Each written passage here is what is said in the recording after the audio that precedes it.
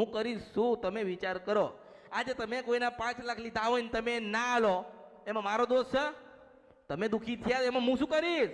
માતાજીના મંદિરે જતા હતા, માતાજીને યાદ કરતા હતા, તોય અમારું દેવું ભરાતું નથી। અરે લેવા ગયો